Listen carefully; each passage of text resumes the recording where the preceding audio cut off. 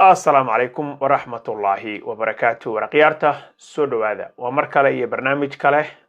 يا كيستا تي في مالنكو وسبتي تاريخ دونه صدح لبعتنك بشا سديدات لو ذكون شن لبعتنك برنامج كنا المانتا إن شاء الله تعالى وحنربنا إن نكو إجنو أرين ير أو هذا كسو كورني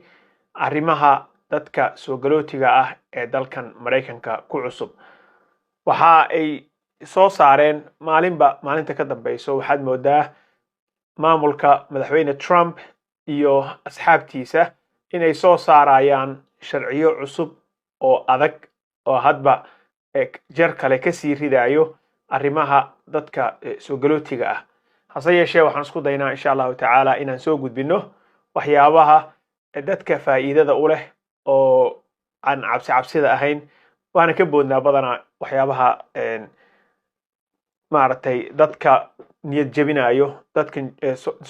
darbi ka bood ha ahaadaan ama si kale ha u joogaan dalkan Mareykanka haddii aan ku bilaabo maanta barnaamijkeena insha Allah taala waxaan rabaa inaan ku eego arrin ka soo korodhay xagga immigrationka nin oday ah oo u shaqeeya isaga USCIS ta ama United States Citizenship and Immigration Services oo loo yaqaano Matthew Trageser ayaa waxa uu soo saaray qodob sharci ah oo uu la wadaagay USCIS ta qodobkaas ayaa waxa uu ku sheegay inay rabaan inay ballaariyaan dadka la weydiin doono social media ay isticmaalaan Facebooka, Instagramka, TikToka, YouTubeka waxyaabaha social media ah qofka in uu soo gudbiyo horay videoyo waa uga sameynay arrinkan waa uga hadalay laakiin waxa haddeer ku soo korodhay in waxa la raadinayo wax laga bedelay markii hore waxa ay raadinayeen oo ay attention badan siin jireen dadka Facebookooda ama social media hooda ku qora arrimaha ka soo horjeeda Israa'iiliyiinta Yahuuda arrimahan ay sharciga loo yaqaano anti-Semitism-ka oo dalka Mareykanka looga yaqaano in aad leedahay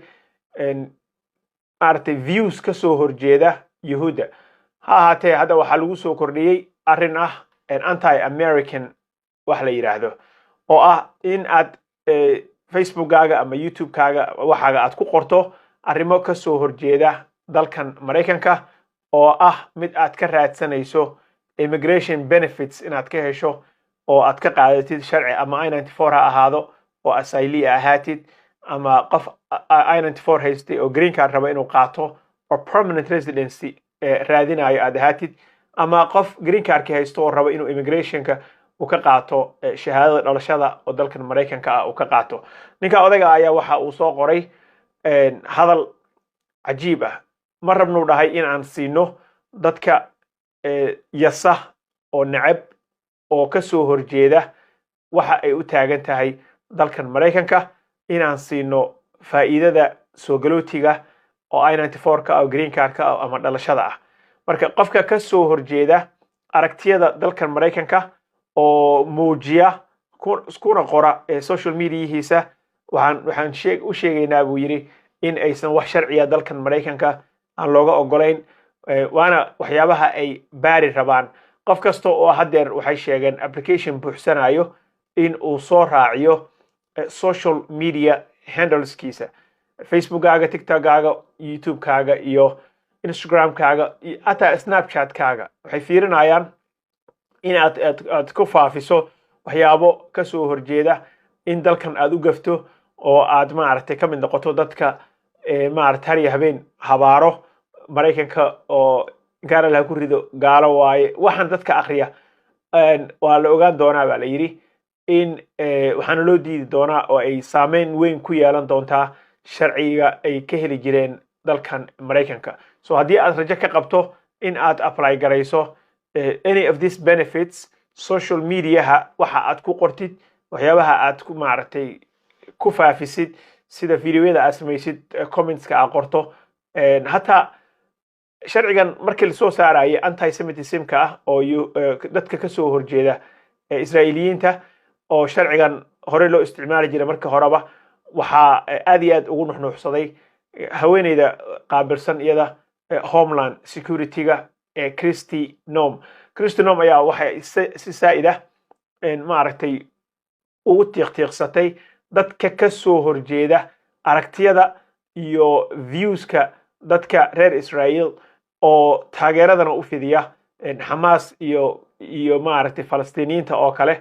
oo social mediahooda waxyaabahaas arrimaha noocaas ku saabsan ku qorqora waxay sheegeen ama ay sheegtay oo ku nuxnuxsatay in meel kasta oo ay joogaan ay uga dabagalayaan sidaas la mid ah waxay sheegtay in qodobka koowaad ee dalkan Mareykanka u yaalo kaas oo ah First Amendment-iga freedom of speech inuu qofka xor u yahay inuu wuxuu doono ku hadli karo freedom of religion diintu rabo uu qaadan karo freedom to gather in dadka ay isu imaan karaan oo shirar ay qabsan karaan wax dembiya iyaga oo aan dowladda ka gelin arrimahaas qodobkaas koowaad ee dastuurka dalka Mareykanka qofka noogama dhuuman kare bay tiri dad adag baa soo baxay Steve Miller Kristi Noem ninka la yiraahdo Tom Harmon oo isagu ah ninka boordarada xukuma hadeer oo wax hadda soo galootiyo darbi ka soo boodaba la waayeba dad adag baa soo baxay madaxweynaha naftiisa iyo qolyo conservative ah oo republicaanka fogaaday ah oo aad iyo aad isugu taageerayo qorshayaalkan looga soo horjeedo dadka soo galootiga ah maalinba meel bay soo istaagayaan shalay sida xalay aan idin sheegay waxa ay completely joojiyeen dadka trakyada ku imaan jiray oo darawallada ka noqon jiray dalkan Mareykanka in visa la siiyo gabi ahaanteed waa la joojiyay so waxay ay joojiyeen CDL ama commercial driver's license visa visa noocaas ahaa oo dadkii trakyada wadi jiray waxaan aad u soo dhaweeyay American Trucking Association way soo dhaweeyeen shirkad kale oo iyadana ku degan Canada iyadana oo xagga trakyada xuquuqdooda u doodo iyadana way soo dhaweysay arrinka isaga ah marka maalinba meel bay soo istaagayeen hadda waxaa soo kordhay qodobkaas dhahayo qofka America arrimo ka soo horjeeda ama fikir ahaan aan taageersanayn oo waxyaabo viewskiisa ay ka soo horjeedaan Amerikaanka markii hore Yahuud ay ahayd hadda waxaa lagu soo daray Amerikaanka waxaa loo diidayaa in sharci uusan ka qaadan karin dalka Mareykanka taasna waxaa soo saaray Matthew Tragesser nin madax ah oo isagu qayb weyn ka haysta USCIS ta ama qolyaha applicationka u process gareeya xagga immigrationka dalkan Mareykanka haddaba waxa ay awoodda dhan isugu geynayaan qofka immigration officerka ah bay gacanta u geliyeen awoodii isaga inuu go'aan ka gaaro markasto oo la rabo in applicationkaaga uu fiiriyo social mediahaaga uu fiiriyo oo uu dabagal kugu sameeyo background checkaaga marka uu ku marinayo qofka waxaa awood loo siinayaa in uu isaga oo aan waxba kuu sharaxin ku diidi karo sharciga arrinkan arrin cusub waaye waayada hore ma dhici jirin haddii ay wax ka qaldamaan marka hore waxa dhici jirtay in warqadda intii lagugu soo celiyo ama applicationka lagugu soo celiyo ama fiigii aad bixisay oo ay wax ka qaldanaayeen lagugu soo celiyo in la dhihi jiray soo sax applicationka soo sax warqadahana ka dhiman soo sax canshuurtana lagugu leeyahay ma aadan bixinin soo sax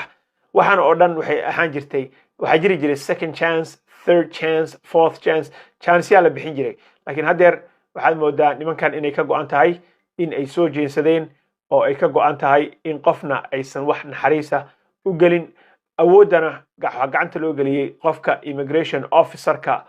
ah oo isagu awood u leh in uu go'aan ka gaaro qofka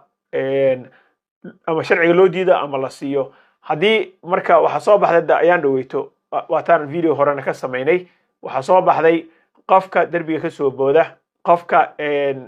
status uu ku joogay ama temporary protected status TPS programka ha ahaado qofka wax uun ku joogay meeshan dalka oo statuskaas luus gareeyay oo waayay sida hadda dadka aan ka sheekeynayna habeenkii dhaweyto oo kale Venezuela Costa Rica iyo Nicaragua iyo Haiti 700,000 oo qof oo Biden uu keenay oo ku keenay TPS programka ayaa waxa ka dhacayo TPS programkii ahaa oo ay ku joogeen dalka Mareykanka taasna waxa ay keentay baa la yiri inay noqdaan statusless oo wax status ah aysan ku lahaan doonin dalka haddii marka aad statuska aad ku joogtay ama TPS-kii ha ahaado ama asylum-kii ha ahaado ama qof refugee ah aad ahaatid haddaad luus garayso oo aad isku daydo waatay lahaayeen inaad qof American citizen ah aad ku qaadato sharci oo aad guursato ama xaas ahaw ama maaragtay say ama oday midkaa doonta ahaw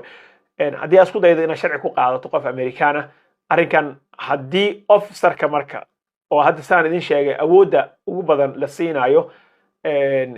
qofka immigration officerka ah haddii uu deny gareeyo case-kaaga waxa ay isku dayayaan inay kugu bilaabaan waxa loo yaqaano removal processkii dalka lagaaga saari lahaa oo lagaaga remove gareyn lahaa dalka marka awood fara badan baa waxaa lagu soo wareejiyey sida hadda muuqato immigration officerska baa waxaa la siiyey awood fara badan oo ay wax ku deny gareyn karaan waxna ku diidi karaan ama waxna ku ogolaan karaan marka awooddaas waxa ay maaragtay caddaynaysaa in social media-haga marka la jeegareeyo haddii wax laga helo Amerikaanka ka soo horjeeda fikirkooda haddii laga helo wax ka soo horjeeda qolyahan koofiyad yarta ah fikirkooda waxaa dhici doonta in dad fara badan loo diidi doono in ay sharciga qaataan dalkan Mareykanka haddii lagu deny gareeyo marna waxaa dhici karto in removal process lagu bilaabo tan kale hal story oo aan rabo inaan idinka dabageeyo asxaabta ila socota waa mahadsantiin dhammaantiin halka story aan rabo inaan idinka dabageeyo waxa waaye ninkii odayga ahaa oo sida qaldan El Salvador loogu tuuray waagii dhoweyto looyarada markay ka hadleen maxkamadihii immigrationka markay soo farageliyeen kuwii federaalka ah markuu soo farageliyey ninkii odayga ahaa waa la soo celiyey Mareykanka lagu xiray haddana markii wax sharci dambiya lagu waayey of course waa la soo sii daayay maanta waxa ay ka hadlayaan today marka ninkii Abrego ahaa in ay geyni doonaan intay mar kale dib u qabtaan inay ka tuuri doonaan Uganda maadaama isaga asalkiisa hore uu El Salvador ahaa oo meeshaasna kuwii gangska ahaa iyo Venezuelaha iyo waxaas lagu dhex daray marka dood adag ayaa ka dhacday maxkamadihi ayaa ka shaqeeyay judge federal ayaa ku dhagay oo dhahay ninka ilaa in la soo celiya ninkii odaga waa la soo celiyay xabsi kale sii geliyeen xabsiga hadda maanta ka soo sii daayeen waxa la dagaalamaba lawyerkiisa hadlaayay wuxuu lahaa ilkaha iyo miciyaha tooth and nails baan ku dagaalamaynaa buu yiri in aan ka badbaadino in ninkan aan la geynin wadanka Uganda dadka hadda waxay bilaabeen inay third party countries wadamo kale saddexaad ay geeyaan sida kuwa aynta dhaweyta la geeyay South Sudan oo kale kuwa oo South American bay ahayn dadka la geynaya South Sudan laga daadiyay kuwa South Africa la geeyay kuwa la geeyay Eswatini wadanka la yiraahdo oo South Africa agteeda ah laakiin ninkan odayga ah wuxuu u dhashay asalkiisa El Salvador waa laga soo celiyay maadaama uu dareemayay in dawladda ay ka soo horjeedo oo cabsi halka ka qabay saddex cunug baa inta u joogta warkiisa maanta soo baxay saddex cunug waa American intayna ku dhasheen waxa ay kulay ku daba jiraan dambi hore oo uu galay arrinkan marka arrimaha immigrationka aad bay baryahan u adag yihiin waxa ninka odayga ah hadda ay u qalqaalinayaan in Uganda laga tuuri doono so I don't know say u shaqayn doonto in laga tuuri doono in kale laakiin hadeer sheekadii maxkamadda sare ugu sareysa dalka Mareykanka waxay ku raacday Trump iyo xirtiisa in qofka ay geeni karaan third party country ama wadan kale oo uusan u dhalan oo saddexaad Salvador buu u dhashay Mareykanka uu ku noolaa Uganda la raba in la geeyo Africa laga tuuro marka arrinkaas baa jira arrimuhu hadda waa iska adag yihiin laakiin arrinkan ay hadda ku soo kordhay qof walba waxa iska ilaalisaa social media waxa aad ku qoraysid haddii aad rajo ka qabto in aad Mareykanka ka apply garayso in aad ama timaado oo ama qof ha ku keeno oo family ahow oo xaas lagu keeno ama waalidka iyo familka ha ku keenaan laakiin haddii rajo ka qabto meeshan inaad timaado sharcina ka qaadato 4 sano waa inaad iska ilaalisaa waxyaabaha dhibaatada kugu keeni karo si fudud yaan loo gelin arrimaha social media waa la sheegarayn doonaa qof walbo waxaana go'aanka iska leh immigration officerka sida aan idin sheegay marka waad mahadsantihiin inaad igala soo qayb gashaan live-kan I know it's not perfect video la soo diyaariyay ma aha laakiin waa xog waraysi iyo inaan golof kafuul isaga tuurno